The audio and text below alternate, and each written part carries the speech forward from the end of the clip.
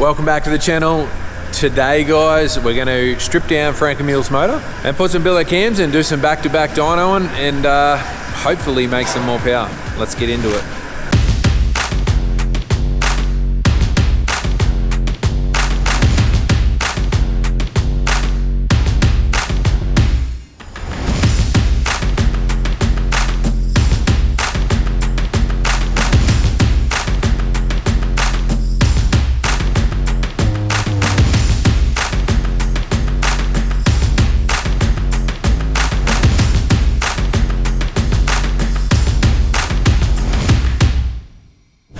We pulled Frankenmule's motor thinking that the pistons had delaminated, but they hadn't. They'd held in there at more horsepower than we've ever thrown at Frankenmule. At the cylinder pressure that we're running in Frank, they're not gonna hold in there that long. That's just a given. They're not built for that kind of cylinder pressure, but they still hold in there, so as proven. The turbo that we're currently using, which is an 88mm, swap that out for our Big Daddy turbo, put some big pumps on there, and we're gonna let it eat. And we're going to destroy that motor because we have more than enough fuel to do that with our new fuel setup and new injectors. So after we've done that and we've blown that motor up, we already have another motor on the go, which we'll run through and you'll get to see.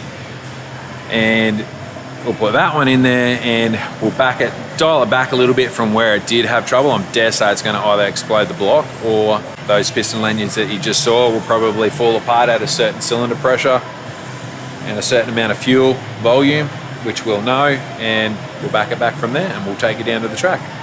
But stay with us, hang with us for a little bit. We're gonna put this back together, put that motor back together, put it back in, and see what it produces on the hub dyno. So stay with us, hang about. Gosh, have you done it already? So he's just timing it on the side to make it even harder for himself. We wrecked, single-handedly wrecked diesel. Gosh. The motor over. Fucking hell. What we've done, just to test the valve to piston height clearance, we'll put 2 hydraulic normal lifters in and 2 solids. And normally that'd be pretty much what you do. You probably just leave it with solids in there and adjust your valve lash. We can't do that because even these standard lifters don't actually fully stretch to full open at high pressure, like most hydraulic lifters should.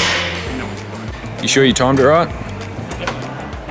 It's pretty dummy proof, it's got marks on it. Okay. It's not saying much about yourself, mate, but yeah, carry on. You heard it, he said it was enough. Now I'm blaming Kalo if at 5,800 revs, those valves kiss those pistons. We'll rewind to this exact moment. Yeah?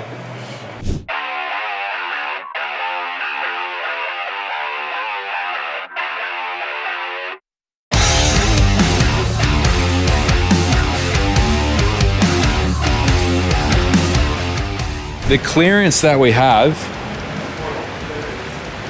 we believe is enough, measured it, so ready to put him together. Yeah. Nah, it'll be right. So obviously you got to have a certain amount of clearance so that it doesn't touch at speed. So very nice. Well, he's a bit sneaky. He got it off the engine stand already, and he's got it in there. Every time we put this back in, it grows from V-band over there to V-band here. But anyway, we'll weld that in. Case is going to weld that in, aren't you, mate? Get it in there, get it welded up, get the turbos on, and Kalo can start putting the billet intake manifold over there on. Start buttoning it all up, put all the pipe web back in. Yeah.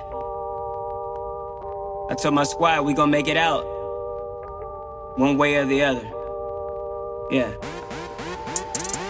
I had some hoop dreams, but no jumper like I'm Adam. My pen is too clean, so I had to stick with rapping. My life is hella deep, dog, you couldn't even fathom. My goals are like Twitter, you can see I'm staying at them. Well, we're here. Get it on the hubs, get the tyres off, rip into it. Scotty's not here yet, but he's just getting some ice. We'll fill that up, chill everything down, warm everything up, give it a hit. Let's get into it. Know that's where we came from. Yeah, I took a couple L's. Now the only ones I take is when I face some. And I just got a new deal like I'm Taysom. You think it's scary now? Wait until the tape comes. What are we doing? What are we doing? Well, we're about to give it a hit. We obviously just banged the cams in, as you would have seen.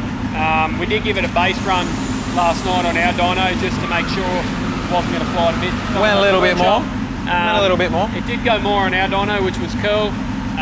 But so we're just going to bring it here, give it a base run, and really just to see what the cams are doing from here. I think we might run it for a couple of meets while it's still running and everything, and then we'll go dual pumps, bigger squirters from Dynamite Diesel. Yep. And then from there, really chase some big horsepower. But we hopefully, fingers crossed, today's about just seeing more power from the billet cams and go from there. I'd love to see 1300, but we'll see. Anything above 12 is going to be better than what we had. Let's do it.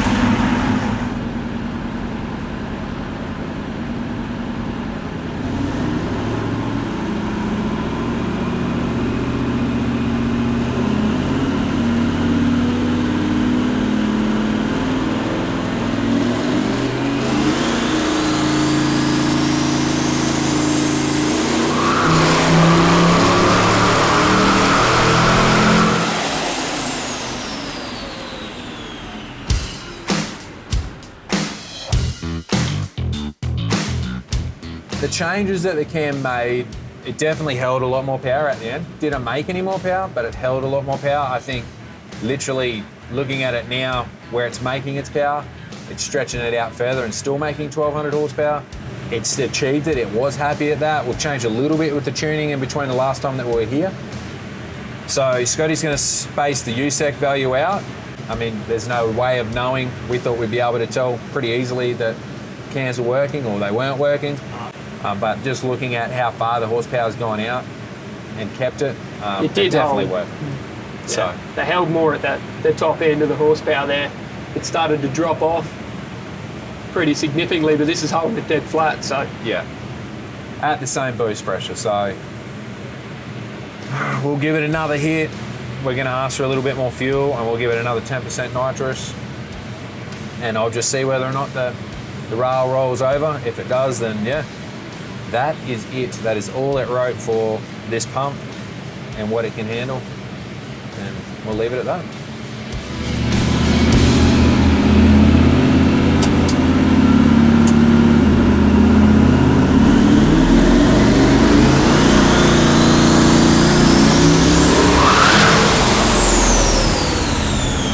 see it didn't roar up diesel, and they've got a nitrous leak.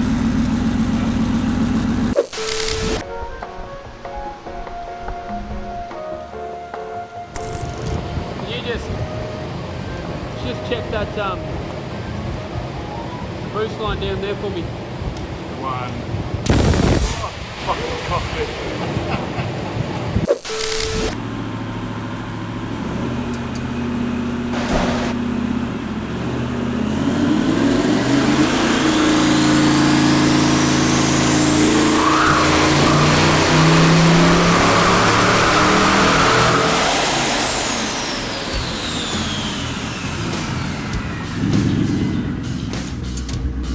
Still clean, man. Like, if that was air, but it's just breaking on other kilowatts.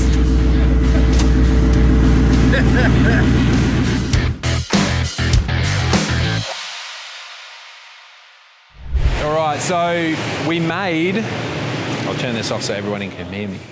We made 1262.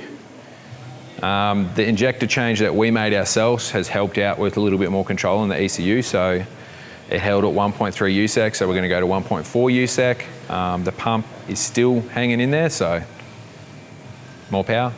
So it hasn't tapered off yet. It hasn't shown us that it's trying to achieve any more than what it did at 1.2, so yeah, good things. We're going to try for 1.4, chill everything down again and see if we can crack 1300.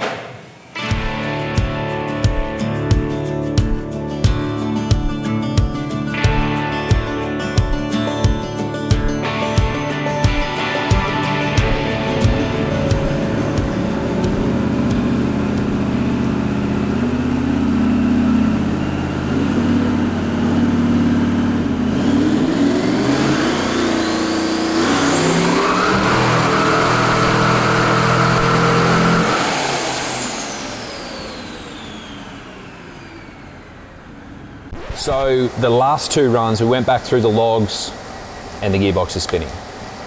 Not our gearbox builder's fault. When we went to this new gearbox setup, we actually got him to use the old clutches and the old steels from the old gearbox because they were holding. There was no reason to change them out, and they got slotted straight into the new gearbox. We should have upgraded them with the plans that we had in store for Frank, but we didn't.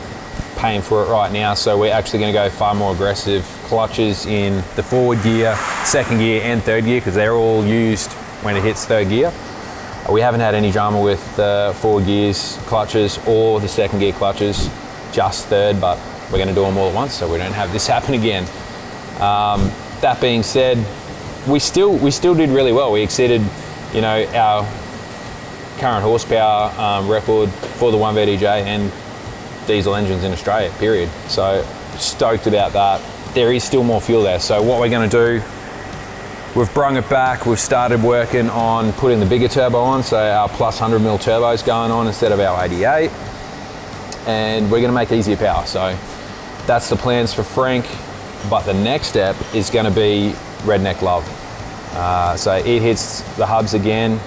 It's hitting the dyno this afternoon. We'll have an app for you. So if you don't like and subscribe, you ain't going to see it. So make sure you do.